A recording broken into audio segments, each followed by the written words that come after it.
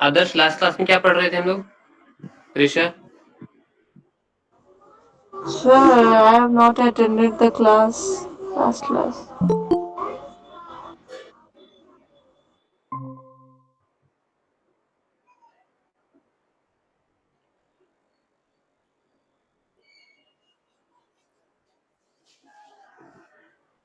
हम लोग एक क्लास में फंक्शन स्टार्ट किए थे क्या? Yes sir. ओके, फंक्शन में क्या क्या और कहाँ तक पढ़े हैं रवि?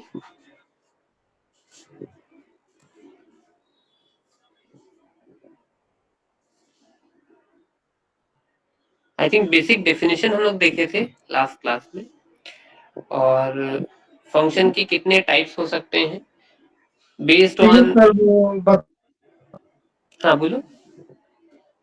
वो बताने वाले थे आगे। हाँ, तो लास्ट हम लोग लाइब्रेरी फंक्शन और यूजर डिफाइंड फंक्शन समझे थे, और हम लोग को एक्चुअली यूजर डिफाइंड फंक्शन समझना है, और उसके साथ साथ एक यूजर डिफाइंड फंक्शन चार टाइप्स में बनाया जा सकता है, with return type, with parameter, without return type, without parameter, with return type without parameter, and without return type with parameter। चार पॉसिबल कॉम्बिनेशंस हैं। It has nothing to do only with C++। ये concept हमारे पास C में भी available था, ठीक है। तो अभी हम लोग जो पढ़ाई अभी कर रहे हैं कंटिन्यू, वो फिलहाल C के लिए भी वैसे के वैसे ही एप्लीकेबल है जैसा हम लोग C++ के लिए समझ रहे हैं।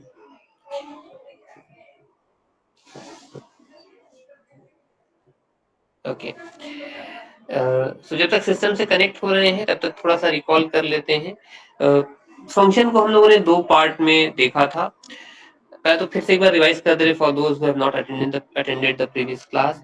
फंक्शन क्या है? फंक्शन एक सब कंपोनेंट या वैसा हिस्सा है आपके प्रोग्राम का, जो कि एक well organised set of instruction है, जो कि आपके प्रोग्राम का कोई एक इंडिविजुअल एस्पेक्ट को फुलफिल करता हो। इसका मतलब क्या है? एक प्रोग्राम है, उस प्रोग्राम का एक ऐसा हिस्सा, वो सेट या subset of instructions which is defined to perform certain specific task। किसी खास काम के लिए एक सेट ऑफ इंस्ट्रक्शंस को अलग से सेपरेटली डिफाइन किया जाता होगा, उसको हम लोग फंक्शन बोलते हैं। इसका रेफरेंस अगर हम दे तो आम जिंदगी में जो हम लोग देखते हैं, एटीएम का रेफरेंस हम दिए थे कि एटीएम मशीन में जब हम लोग पैसा निकालने के लिए एक ऑपरेशन परफॉर्म करने जाते हैं, तो टच स्क्रीन पे कार्ड इंसर्ट करने के बाद टच स्क्रीन पे हमें बहुत सारे ऑप्शंस दिखाई देते हैं। कैश विड्रॉल है, बैलेंस इंक्वायरी है, मिनी स्टेटमेंट है, पिन चेंज है, ऐसे करके 5-6 ऑप्शंस रहते हैं। उनमें से कौन सा काम आपके लिए प्रेफरेबल है, आप किस काम के लिए आए हो, वो आप बटन क्लिक करते हो तो वो एक्शन परफॉर्म होता है। ऐसा तो नहीं है कि हम विड्रॉल पे क्लिक किए तो हमको अपना पिन चेंज का ऑप्शन दे दे, या मेरा बैलेंस बताने लगे, या मिनी स्टेटमेंट दे दे। नहीं, उसको पता है कि यहाँ पे क्लिक करने से, इस ऑप्शन पे क्लिक करने से कौन सा एक्शन परफॉर्म करना है, और इनफैक्ट वही ऑप्शन ऑपरेशन परफॉर्म भी होता है। तो पूरे लार्जर सेट पे एक स्पेसिफिक टास्क करने के लिए एक कंपोनेंट या एक सब प्रोग्राम या सेट ऑफ इंस्ट्रक्शंस को बनाएंगे तो वो फंक्शन बन गया। फंक्शंस हमें क्यों चाहिए हैं, है ना? फंक्शंस हमें क्यों चाहिए, क्यों हम लोग जबरदस्ती का अपने ही प्रोग्राम को और आज के एग्जांपल में देखेंगे कि और कॉम्प्लिकेटेड सा हम लोग जबरदस्ती उसको इलोंगेट कर रहे हैं, बड़ा करते जा रहे हैं। एक एडिशन ऑफ टू नंबर्स का प्रोग्राम हम लोग कंसीडर करेंगे, जहां पे दो दो वेरिएबल को लेकर के हम लोग तीसरे वेरिएबल में रिजल्ट स्टोर कर सकते थे एडिशन। ये काम छोटा सा 4 से 5 लाइन में हमारा हो जाता नॉर्मल सी या C++ में। उसको जबरदस्ती का हम लोग इलोंगेट करके फंक्शन में, जहां 4 लाइन प्रोग्राम बन रहा था नॉर्मली, अब वो 10-12 लाइन का बन जाएगा। सो ये भी हम लोग समझेंगे कि नेसेसिटी क्या है फंक्शंस को यूज करने के लिए, फ्लेक्सिबिलिटी क्या मिलता है हम लोगों को। नेक्स्ट इज फंक्शन दो तरह के थे, हम लोग डिस्कस किए थे। पहला था हमारा यूजर डिफाइंड फंक्शन एंड दूसरा लाइब्रेरी फंक्शन। लाइब्रेरी फंक्शन वो होते हैं जो पहले से इनसाइड द कंपाइलर और the language whatever you are using like C और C++ और एनी अदर प्रोग्रामिंग लैंग्वेज, उनकी अपने इनबिल्ट लाइब्रेरी में ये फंक्शंस को पहले से बना करके उनका मीनिंग पर्पस डिफाइन करके रख दिया जाता है।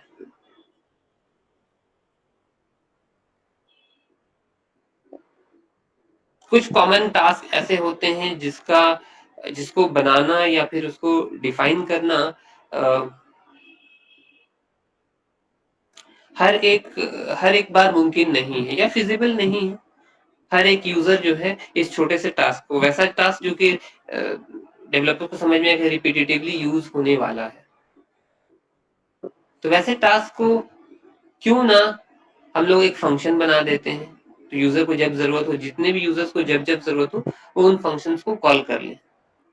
जैसे मैथमेटिकल फंक्शंस हमारे पास है, स्क्वायर रूट निकालने के लिए, क्यूब रूट निकालने के लिए, एक पावर लेना है अगर हमको, ठीक है ना, 2 to the power n, जहां n का वैल्यू 8, 13, 22 कुछ भी हो सकता है। सो इसको कैलकुलेट करना या इसको इंस्ट्रक्शंस में कन्वर्ट करके लिखना एंड यूजर के लिए कॉम्प्लिकेटेड टास्क था। जब डेवलपर्स को समझ में आया कि ये काम तो जस्ट कि ये काम तो हम लोग हाँ, ये काम तो हम लोग रिपीटेटिवली जब कर रहे हैं और ये कॉम्प्लिकेटेड है हर यूजर के लिए, क्यों ना इसको सिंप्लीफाई करके इसको लाइब्रेरी में ही डाल दिया जाए। तो ये कोई तो गवर्निंग बॉडी होगा जिसने ये डिसीजन लिया कि अच्छा इन टास्क को एक इनबिल्ट फंक्शन का नाम दे करके सेव कर दिया जाए, बाकी जो टास्क हैं भले ही जितने भी रेगुलर यूजेज के क्यों ना हो, उनको यूजर अपने से बनाएगा। सो यस, फंक्शन जब पढ़ते हैं तो प्रैक्टिकल पॉइंट ऑफ व्यू से ये भी हम बता दें कि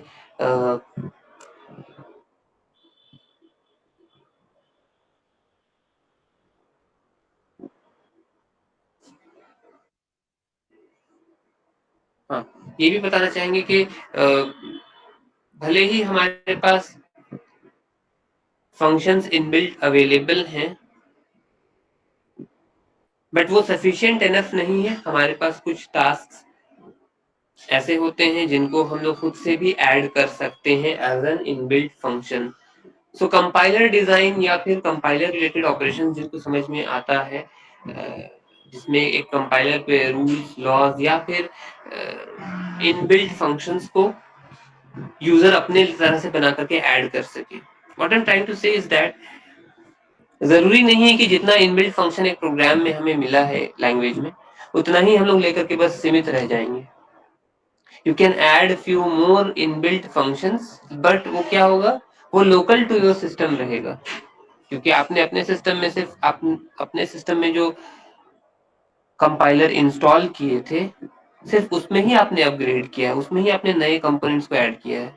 सो it does not reflect to all the compilers in the world. सभी कोई अपने अपने कंपाइलर्स में जो बाय डिफॉल्ट जितने फंक्शंस पाते हैं उतना ही पाएंगे। वो बात अलग है कि आपने 2 कंपोनेंट नया ऐड कर दिया, मैंने 4 कंपोनेंट नए ऐड कर दिए। But again having said that, हर फंक्शन हर प्रोग्राम के डिमांड के हिसाब से यूजर अपना यूजर डिफाइंड फंक्शंस को बना सकता है। अब यूजर डिफाइंड फंक्शन का हम 4 कंपोनेंट बोले, तो यूजर डिफाइंड फंक्शन जब हम बना रहे हैं या फंक्शन क्रिएट कर रहे हैं, तो फंक्शन का 3 एस्पेक्ट एक प्रोग्राम में दिखना चाहिए, ठीक है ना। एक फंक्शन से रिलेटेड फंक्शन का 3 एस्पेक्ट एक सी प्लस प्लस के प्रोग्राम में दिखना चाहिए। हम specifying the term C plus plus because जहां सी प्लस प्लस में जैसे यूज हो रहा है, क्या सी और जावा और पाइथन में भी ऐसे यूज होता होगा? नहीं, कुछ ना कुछ डिफरेंसेस आते हैं। तो स्पेसिफिकली अगर हम अभी सी प्लस प्लस के बारे में बोल रहे हैं, तो ये 3 एस्पेक्ट आपको दिखाई देने चाहिए।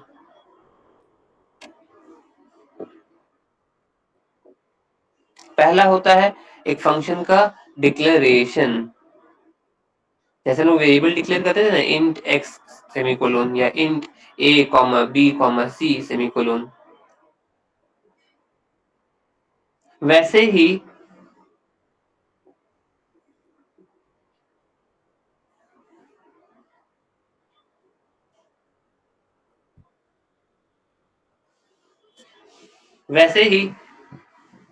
हमारे पास फंक्शन का डिक्लेरेशन भी आता है, जहां पे लोग फंक्शन का नाम अलोंग विथ रिटर्न टाइप लिखते हैं और ओपन एंड क्लोज ब्रैकेट दे देते हैं। I just show that thing in a moment, connect हो जा रहे हैं बस। ठीक है, तो फंक्शन डिक्लेरेशन हो जाता है जहाँ पे फंक्शन का नाम और रिटर्न टाइप बताया जाता है। Next thing is function call. आपने एक फंक्शन को कॉल किया, ठीक है ना। फंक्शन कॉल करना मतलब उस फंक्शन को एक्टिवेट करना, इन्वोक करना, बुलाना, ताकि वो यूज हो सके, उसमें जो भी इंस्ट्रक्शंस है वो एग्जीक्यूट हो सके।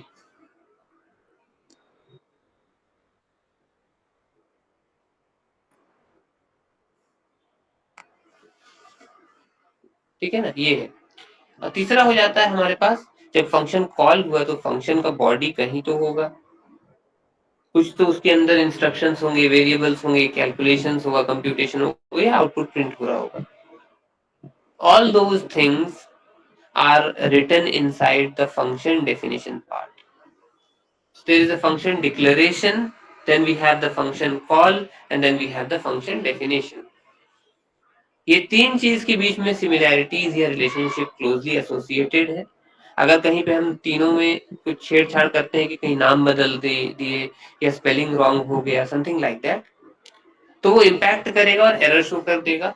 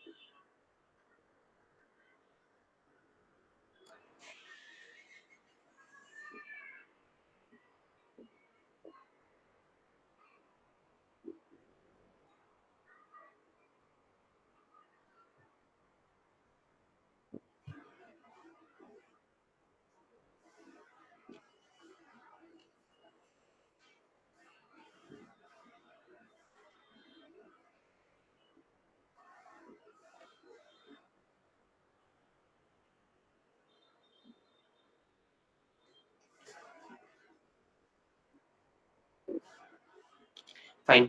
अब ये सवाल ये भी आता है कि फंक्शन कहाँ यूज करना चाहिए, क्या क्वेश्चन में स्पेसिफाइड रहता है या हम लोग कहीं पे भी फंक्शन यूज कर सकते हैं। सी, फंक्शन को यूज करने का पर्पस ये है कि फंक्शन को यूज करने का पर्पस ये है कि अगर आपके पास एक क्वेश्चन में, एक प्रोग्राम में मल्टीपल ऑपरेशंस दिया गया हो, है ना, जैसे हम एटीएम का रेफरेंस लिए तो उसमें मल्टीपल ऑप्शंस अवेलेबल है हमारे पास, उनमें से कौन सा कब एक्टिव होना है या कब एग्जीक्यूट होना है, वो या तो यूजर बताता है या सिस्टम बता सकता है। तो जहां पे हमारे पास मल्टीपल ऑपरेशंस होते हैं, उन ऑपरेशंस को सेग्रीगेट करने के लिए, सेपरेट करने के लिए फ्रॉम वन अनदर, ताकि हर एक कंपोनेंट वेल डिफाइंड हो कि उसका रोल, रिस्पॉन्सिबिलिटी, रेंज कहां से कहां तक है, वैसे जगह पे हम लोग फंक्शन को यूज करते हैं।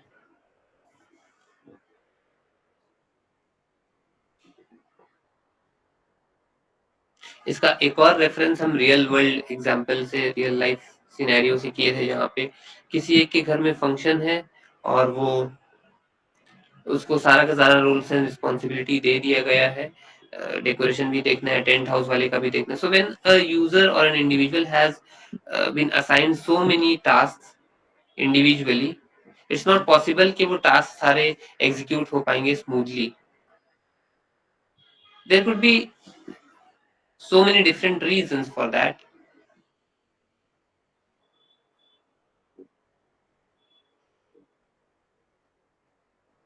So in that perspective we can say,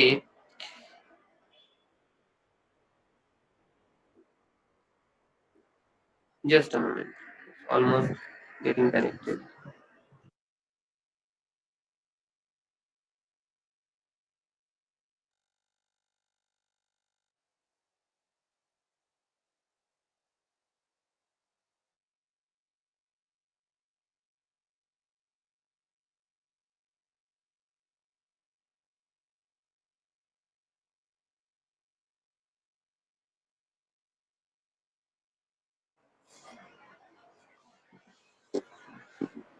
Okay, I think code window सबको visible होगा। Yes, sir.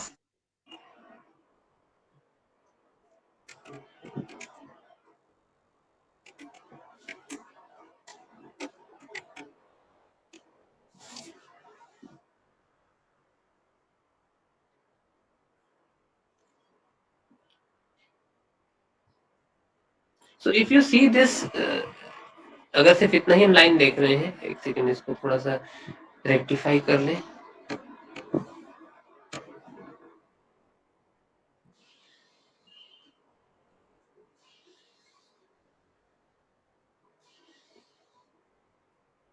So if you see this program, यहाँ पे लिखा हुआ है int main and then you have the normal bracket open and close, and then line number 12 से curly braces open हुए हैं और line number 16 में close हो गए हैं।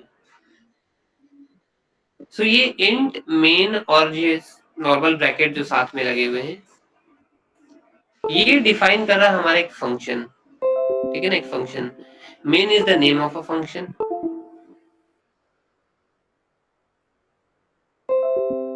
ठीक है, main is the name of a function। int is its return type, which defines that the program or the main function after performing its task is going to return an int value, integer type value। ये बहुत important है समझने के लिए। अगर एक बार में समझ में आ जाए तो बहुत अच्छी बात है। कोशिश करेंगे हम लोग सबको ही साथ में मिल करके कि समझ में आ जाए क्या बोला ये। एक फंक्शन है, कैसे पता चले एक फंक्शन है? तो किसी भी वर्ड के साथ अगर हम ऐसे नॉर्मल ब्रैकेट ऐसे अपना जोड़ देते हैं साइड में, so it looks or it becomes or it follows the fundamental principle of being a function।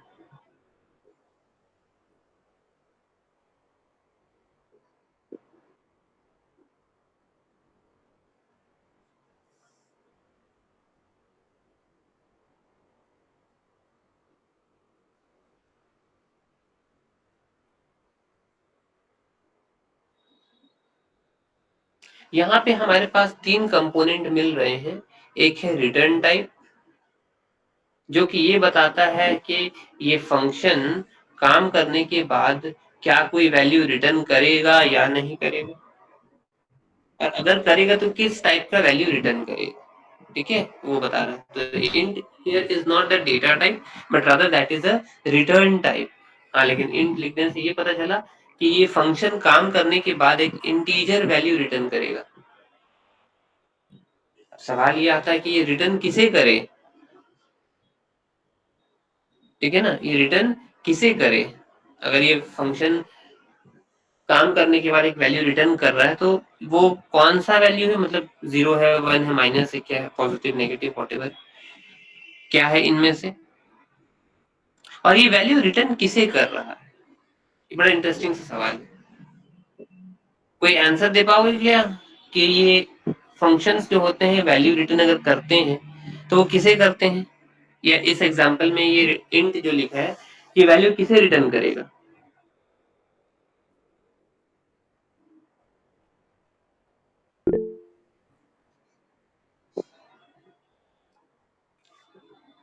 Arguments, not exactly arguments। parameters and arguments are the components of a function but arguments नहीं। दो दो aspect होते हैं, ठीक है, दो aspect होते हैं। अगर ये फंक्शन यूजर डिफाइंड होता, जैसा कि आज हम लोग देखेंगे, और वो अगर वहां पे अपने बॉडी से पहले डिक्लेरेशन में अगर या डेफिनेशन में अगर वो इंट टर्म यूज कर रहा होता, जैसा कि यहाँ पे इंट मेन यूज हो रहा है, देन डेफिनेटली जहां से वो फंक्शन को कॉल किया जा रहा है वही रिटर्न हो जाता।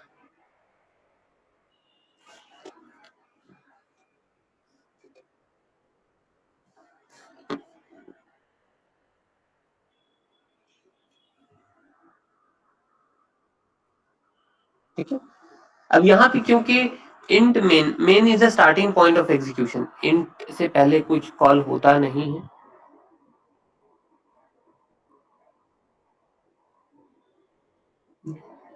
Just give me a moment please.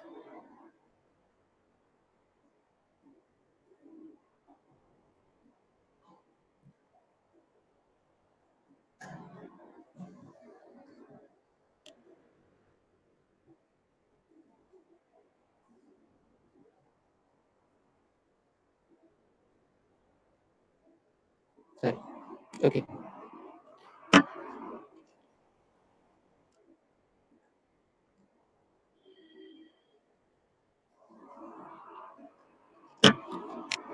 ठीक। सो अगर एक फंक्शन को हम लोग यहाँ पे कॉल किए होते यूजर डिफाइंड फंक्शन होता, तो वो अपना एक वैल्यू रिटर्न करता है कहाँ पे, जहां से ये फंक्शन कॉल हुआ है। क्योंकि मेन मेथड को यूजर कॉल नहीं करता है, वो इम्प्लिसिटली ऑटोमेटिकली इंटरनली सबसे पहले कंपाइलर के थ्रू ही एग्जीक्यूट होता है। ठीक है ना, कंपाइलर के थ्रू ही एग्जीक्यूट होता है। तो वो अगर कोई वैल्यू रिटर्न कर रहा है यहाँ पे, जैसे ये रिटर्न 0 रिटर्न कर रहा है फंक्शन, तो ये क्या करेगा, कंपाइलर को रिटर्न करेगा, नॉट फॉर द यूजर। ठीक है, ये वैल्यू 0 जो रिटर्न कर रहा है ये यूजर को रिटर्न नहीं कर रहा, बिकॉज यूजर ने तो मेन फंक्शन को कॉल ही नहीं किया। And rather main function can not be called by the user, it has to be implicitly executed or called by the compiler itself.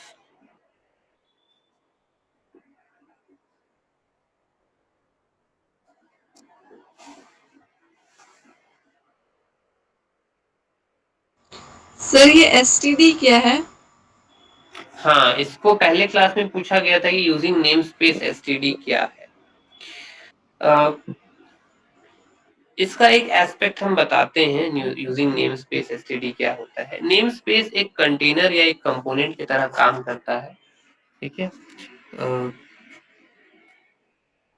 इसके लिए सॉफ्टवेयर डेवलपमेंट या सॉफ्टवेयर इंजीनियरिंग का एक एग्जांपल लेंगे। Just give me a moment, एक call receive कर ले हम, just hold on please.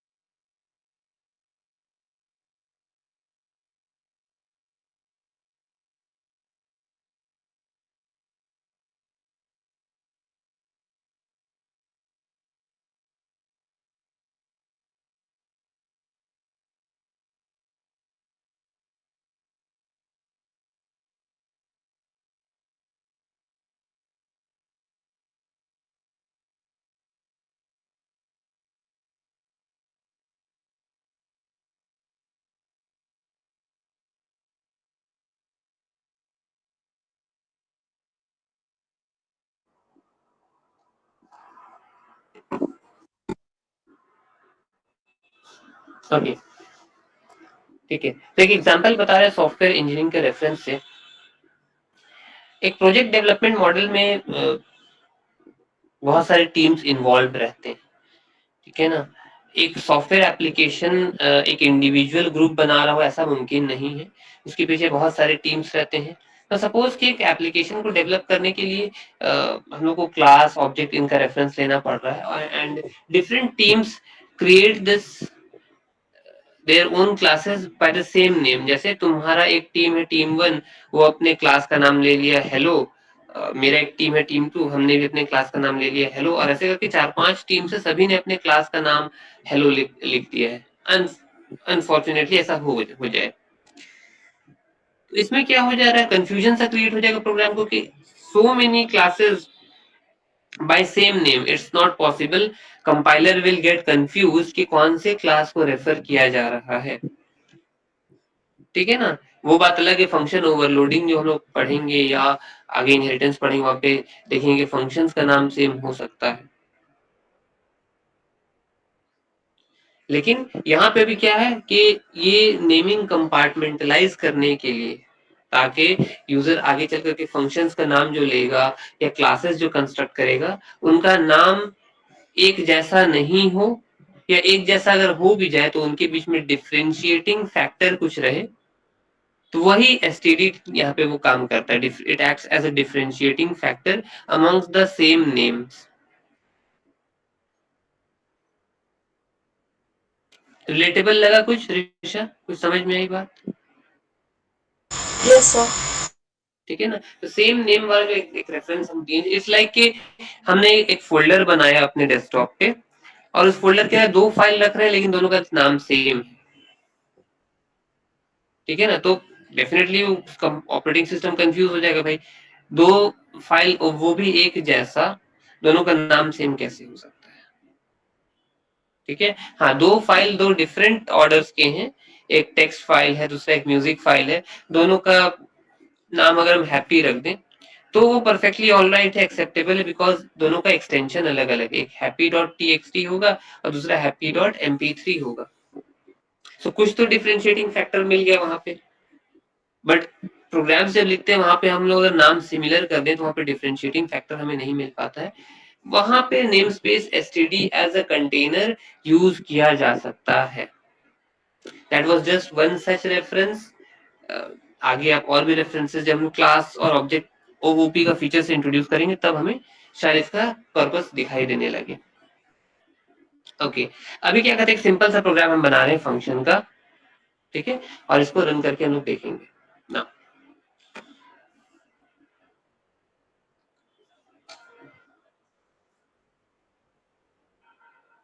Function का नाम हम ले ले रहे हैं ऐड, ठीक है, और इस फंक्शन को हम लोग भी बना लेते हैं, तो पहले इसको करना पड़ेगा क्या,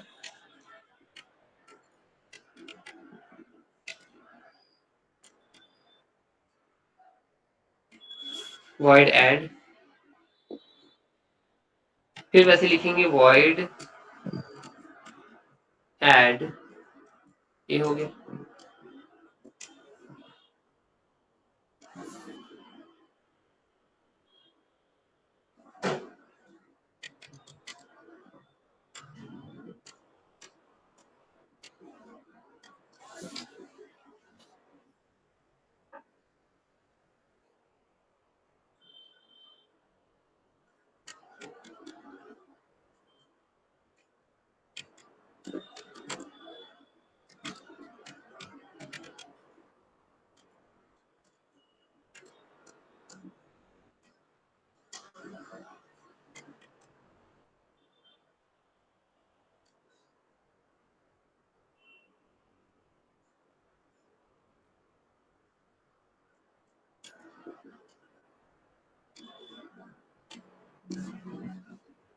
ऋषा, ये समझ में आ रहा है हम लोग क्या कर रहे हैं यहाँ तक? रवि, आदर्श, Yes, sir. इन कर रहे लोग इनपुट ले रहे हैं जो स्कैनएफ लेके कर रहे थे, सी आउट हमारा प्रिंट स्टेटमेंट है जो प्रिंटएफ काम कर रहा था। ओके, इनपुट करा लिए, अब हम क्या करेंगे, कैलकुलेट करेंगे। So I do have C equal A plus B semicolon.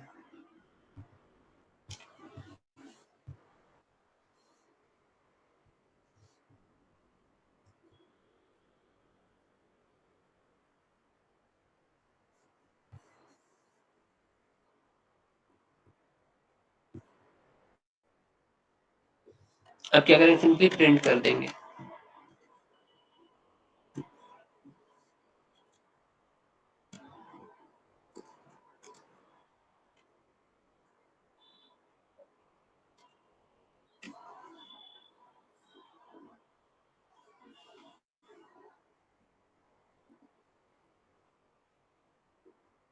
ठीक है, इसको एक बार रन करके देख लेते हैं, फिर इसके कंपोनेंट्स को हम एक्सप्लेन करेंगे।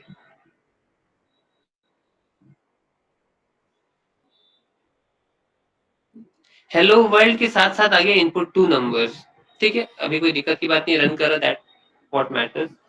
पहला नंबर दिए 12, दूसरा नंबर देते हैं 9, तो हमको 21 रिजल्ट में देगा, सम equals 21। Perfectly all right, system सही से काम कर रहा है। नब ये एग्जीक्यूट कैसे करता है, ठीक है ना, ये समझना बहुत जरूरी है। अभी ये करंट जो प्रोग्राम मेरे पास है इसमें दो कंपोनेंट्स हैं, एक मेन मेथड वाला ये रहा जिसको हाईलाइट किए, दूसरा void add फंक्शन वाला जो कि यहां तक हाईलाइटेड है।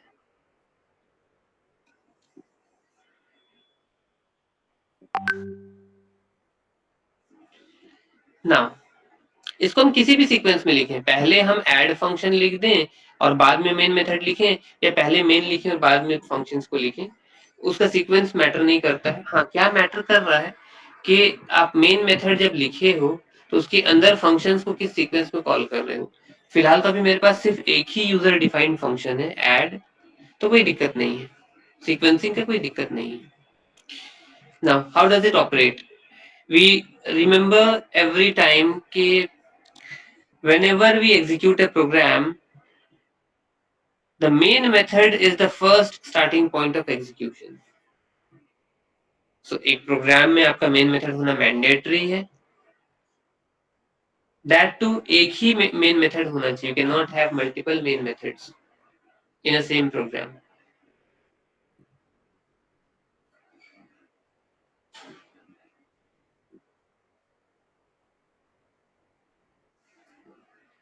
सो कंपाइलर सबसे पहले मेन मेथड से स्टार्ट करता है। मेन मेथड के अंदर जब आए बॉडी में तो एक प्रिंट स्टेटमेंट दिखा जिसको इसने प्रिंट कर दिया था यहाँ पे, हेलो वर्ल्ड। ठीक है, यहाँ तक तो बात सही है। उसके बाद यहाँ पे उसको एक फंक्शन कॉल दिखाई दिया, this is function call. How do you know that this is a function call? देखो एक नाम है यहाँ पे, उसके साथ एक ओपन और क्लोज ब्रैकेट है और सेमीकोलन है। और इस चीज को अगर हम थोड़ा सा 2 लाइन ऊपर देखते हैं तो यहाँ पे भी हमको वही नाम दिखाई दे रहा है, विथ अ रिटर्न टाइप। अब वो वॉइड हो इंट हो वो अलग सी बात है, लेकिन वो रिटर्न टाइप है। तो ये जो फंक्शन को हम यहाँ पे डिक्लेयर किए,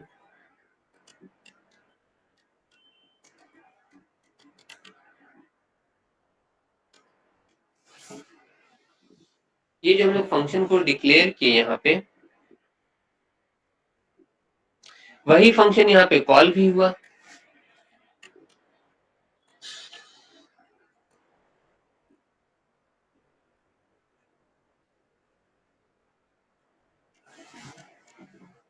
और यहाँ पे हमारे पास तीसरा एस्पेक्ट रहा, दैट इज फंक्शन डेफिनेशन।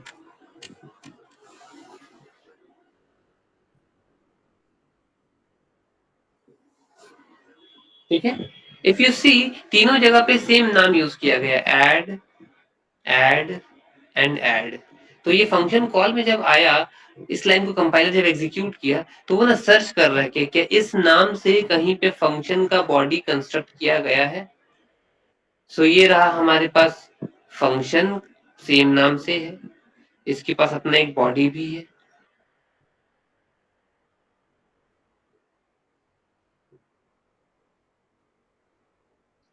तो जैसे ही उसको नाम मैच किया, and perhaps it's not that कि सिर्फ नाम मैच कर देने से कंट्रोल स्विच करेगा। नाम क्या है? ऐड। यहाँ पे भी नाम ऐड दिख रहा है, इसकी पैरेंथेसिस या ब्रैकेट्स एम्प्टी हैं, ठीक है, कोई कंपोनेंट्स कंटेन नहीं कर रहे हैं। इस ये चीज यहाँ पे भी दिख रहा है। So we can say that यहाँ पे कोई पैरामीटर्स नहीं है, ब्रैकेट के अंदर हम कुछ वैल्यू लिख देते हैं, वो कहलाते हैं आर्ग्यूमेंट्स या पैरामीटर्स। ठीक है ना, क्योंकि कोई आर्ग्यूमेंट या पैरामीटर नहीं है, कोई आर्ग्यूमेंट या पैरामीटर नहीं है, इसका मतलब ये बन गया मेरा नॉन पैरामीटराइज्ड फंक्शन।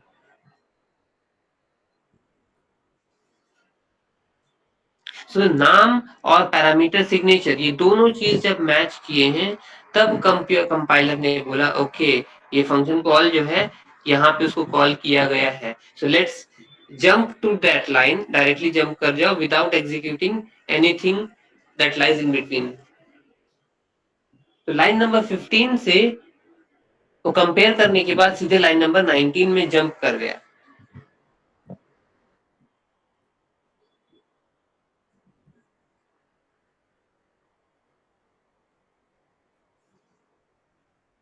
जैसे ही कंट्रोल स्विच करके आया without completely executing the main method, अब ये इसका जिम्मेदारी आ गया कि यहाँ पे पूरा अपने बॉडी को एग्जीक्यूट करे। सो ये लाइंस मेन मेथड से स्टार्ट होते हैं, अपना कुछ प्रिंट स्टेटमेंट था वो कर दिया, फंक्शन को कॉल किया।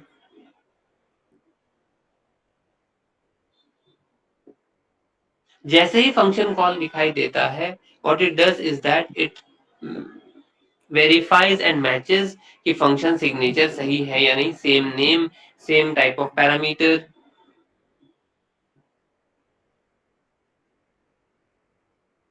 तो सब कुछ मैच करने के बाद कंट्रोल जो है वो स्विच करता है, compiler jumps from this line function call to the function definition part, और ये अपना काम पूरा कंप्लीट करता है। करने के बाद जैसे ही यहाँ पे क्लोजिंग ब्रैकेट पे पहुंचता है, it goes back to the same point where the function has been called.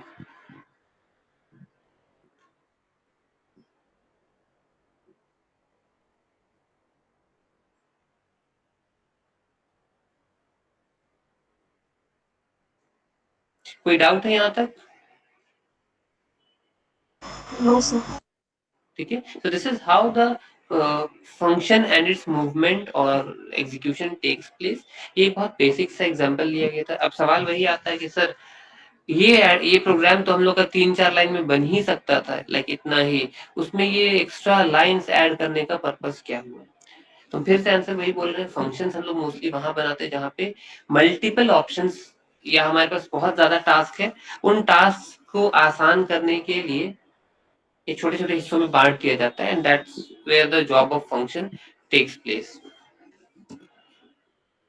ये तो हो गया एक फंक्शन एडिशन का, सिर्फ इसमें था। Take 2 minutes to absorb and then we'll discuss about it. Okay, question states that write a program to display the sum, uh, subtraction, multiplication and division, all the 4 operations using function। ठीक है ना, अभी सब सिर्फ addition दिखाए हैं, वैसे आपको सब्ट्रैक्शन, मल्टीप्लिकेशन और डिवीजन।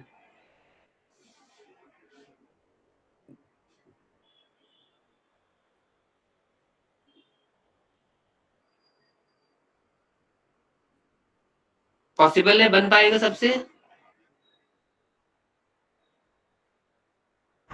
Yes sir. ठीक है, जहां yes sir. Yes, very good. ठीक है, तो इस तरह से हम लोग क्या करें, कंपोनेंट्स ऐड करते हुए चले जा रहे हैं। ये रहा एक एस्पेक्ट। ना अब ये 4 टाइप जो हम बोले थे, with return type, with parameter, without return type, without parameter and so on, 4 जो कॉम्बिनेशन बोले, ये वाला मेरा किस फंक्शन, ये वाला फंक्शन मेरा किस कंपोनेंट को बिलोंग कर रहा है, किस कैटेगरी को बिलोंग कर रहा है? Anyone would like to guess? ये जो हम लोग यहाँ पे लिखे हैं, void add function,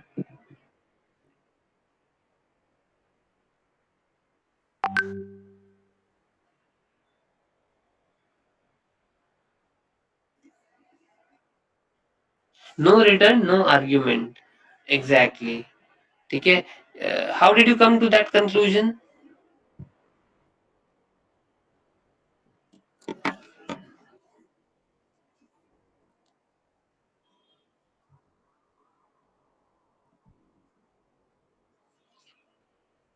Just hold on, because there is no return, okay? Just give me a moment, please।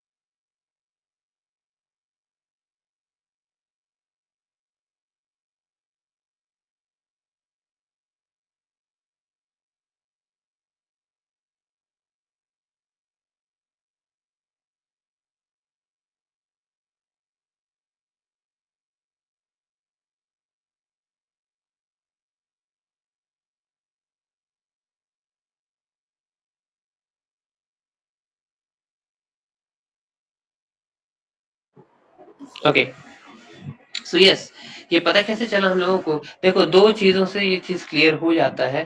पहला, जो मेरा फंक्शन का नाम है, लाइन नंबर 19 को हम रेफर कर रहे हैं, जो मेरे फंक्शन का नाम है, उससे पहले अगर हम वॉइड कीवर्ड यूज कर रहे हैं, ठीक है ना, स्पेसिफिकली इसी को पकड़ना, वॉइड कीवर्ड अगर हम लिख रहे हैं तो इसका मतलब है कि मेरा नो रिटर्न टाइप है। फंक्शन काम करने के बाद किसी भी तरह का वैल्यू रिटर्न नहीं करेगा।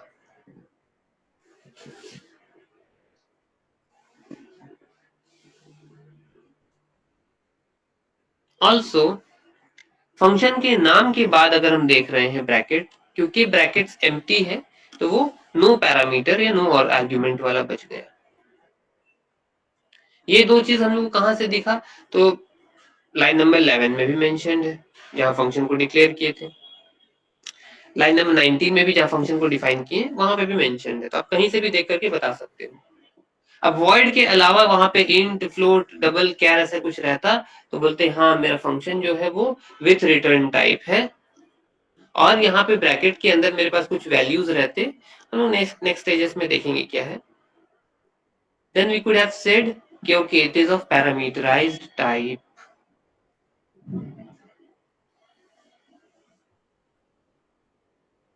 ओके, नाउ सेम प्रोग्राम को हम फिर से कंस्ट्रक्ट करेंगे यूजिंग पैरामीटर, ठीक है ना, यूजिंग ए पैरामीटर। तो ये वाला हमारा बनना कौन सा? No return type, no parameter. अभी हम लोग ट्राई कर रहे हैं no return type but with parameters.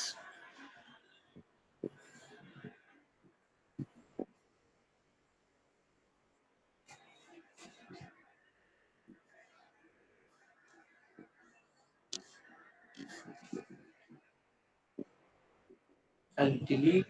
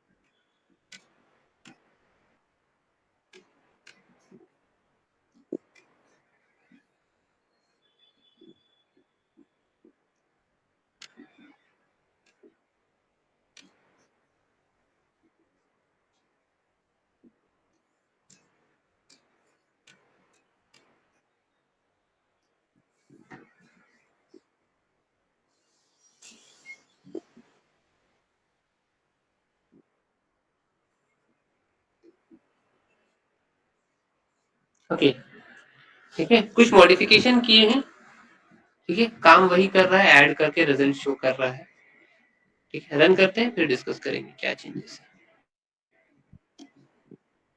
So input two numbers again, which 8 and 18, sum equals 26. Okay. Coming back to the question,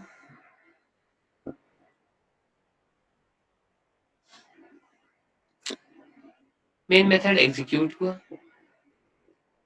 input वाला काम जो है हम इसमें कराए। हाँ, if you recall the previous example, अभी जो हम लोग डिस्कस कर रहे थे, उसमें इनपुट, प्रोसेस और आउटपुट तीनों के तीनों काम फंक्शन के अंदर ही हुए, है ना। तो without return type, without parameter वाला जो एग्जांपल हमने पहला देखे, उसमें एक और चीज आप विजुअलाइज कर सकते हो कि तीनों काम, इनपुट, प्रोसेस और आउटपुट, तीनों के तीनों काम मेरे फंक्शन के अंदर ही हुए थे। मेन मेथड के अंदर से सिर्फ उस फंक्शन को कॉल कर लिया गया था। मेन मेथड का बहुत ज्यादा रोल यहाँ पे था नहीं, अपार्ट फ्रॉम दैट कि सिर्फ फंक्शन को वो कॉल कर ले।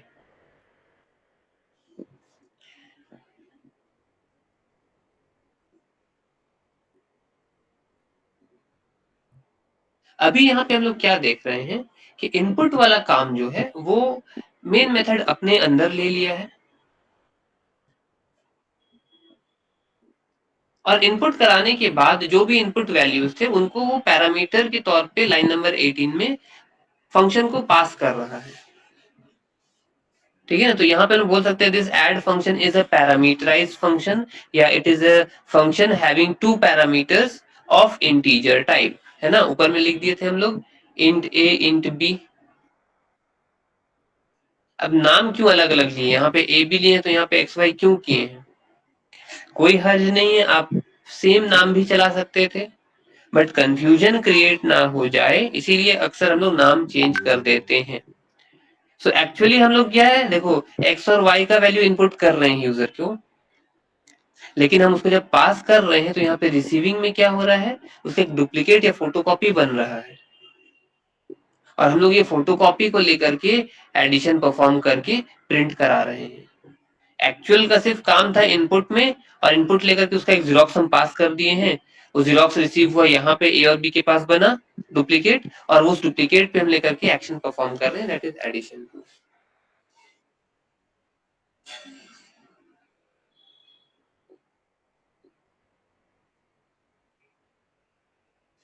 सो here we can say that actual numbers जो था जिनको हम फंक्शन कॉल में पास किए, these are known as your actual parameters. x and y are your actual parameters because actuality में आपने x और y का ही इनपुट लिया था, और वो वैल्यूज जो कोई दूसरा वेरिएबल रिसीव कर रहा है, those variables are known as formal parameters. So actual parameters उन वेरिएबल्स को बोलेंगे जो कि फंक्शन कॉल में लगते हैं, फॉर्मल पैरामीटर्स वो हैं जो फंक्शन डिफिनेशन में लगते हैं। That is the difference. Simple सा है, कोई डाउट्स है? No, sir. No sir. Good. इसी तरह से तीसरा कॉम्बिनेशन जो हम लोग बना सकते हैं, that is with return type without parameter. With return type without parameter, quickly इसको देखते हैं क्या एडिट कर सकते हैं हम लोग इसमें। हाँ,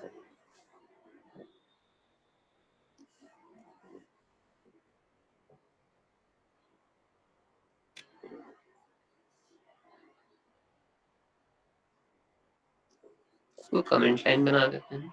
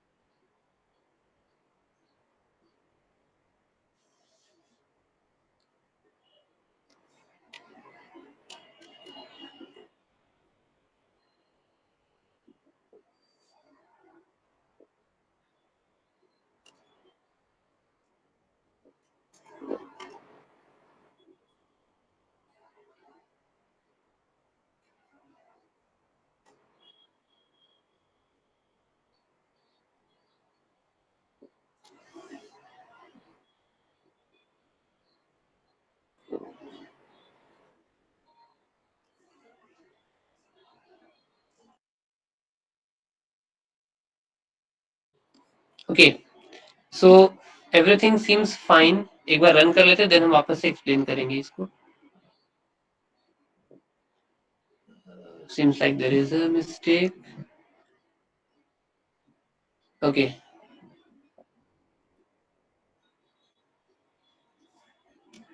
Int add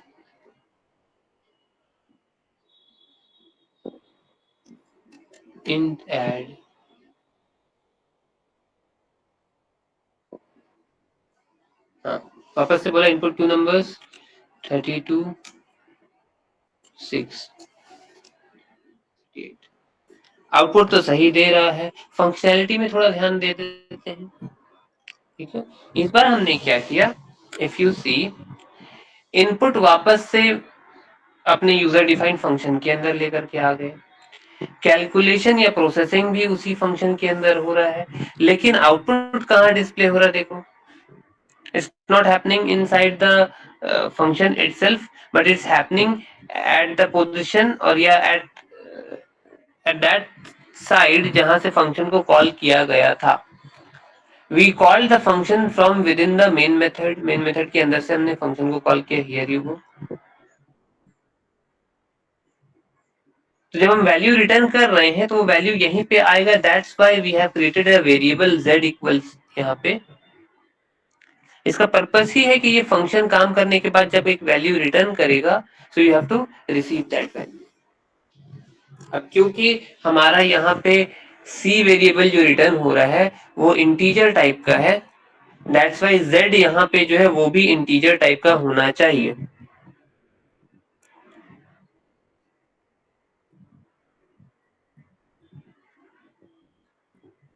ठीक है, डेटा टाइप में कंफ्यूजन या कंफ्लिक्ट नहीं होना चाहिए, अदरवाइज वो एरर या गार्बेज वैल्यू लेकर के काम कर देगा।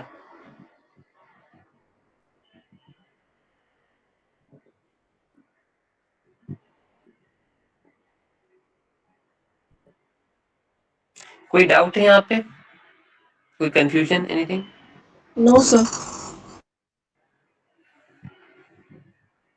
ठीक है, what about others? Ravi? Sir जब हमें रिटर्न चाहिए होगा तो वहाँ वॉइड को हटा के इंट ऐड करना होगा। हाँ, इंट, फ्लोट, कैर ऐसा कुछ कीवर्ड आ सकता है, डिपेंडिंग अपॉन आपको किस टाइप का वैल्यू चाहिए। क्योंकि यस हमारा सर। यहाँ पे ऑपरेशन जो था एडिशन ऑफ 2 नंबर्स, समझ में आ गया, 2 नंबर भाई इंटीजर टाइप का ही होगा, ले लेते हैं। तो 2 इंटीजर का सम करेंगे तो रिटर्न भी, आउटपुट भी इंटीजर ही आएगा, तो दैट्स व्हाई रिटर्न टाइप हमने इंट ले लिया है।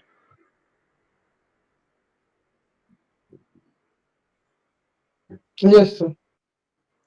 ठीक है, सो 3 कॉम्बिनेशन तो हम लोग यहाँ पे डिस्कस कर लिए हैं। I want all of you के 4th कॉम्बिनेशन आप लोग एक बार ट्राई करो, नेक्स्ट क्लास में हम लोग उसको डिस्कस करेंगे। If you are done with 4th concept, हम लोग क्या करेंगे, और कॉम्प्लिकेटेड एग्जांपल्स लेकर के आएंगे। ये तो बेसिक से एडिशन वाला हो गया, इसमें कुछ ही कंपोनेंट थे आगे पीछे करना था। अब जब हम लोग नेस्टेड कंडीशंस, लूप्स, आइट्रेशंस ये सब लगा देंगे तो वो तब कैसे बिहेव करेगा वो देखना इंटरेस्टिंग होगा। फिलहाल अगर कोई डाउट नहीं है तो लोग यहीं पे रुक रहे हैं। ठीक है, 3 एस्पेक्ट पढ़ाए हैं, go through it completely, revise कीजिए, try to solve any question that we had learned in C, चाहे वो इफ एल्स का हो, लूप का हो, जैसा भी हो, पैटर्न हो या कुछ भी हो। ठीक है, और नेक्स्ट क्लास में फिर हम लोग कंटिन्यू करके फंक्शन को भी ओवरलोडिंग कॉन्सेप्ट तक आएंगे। Thank you.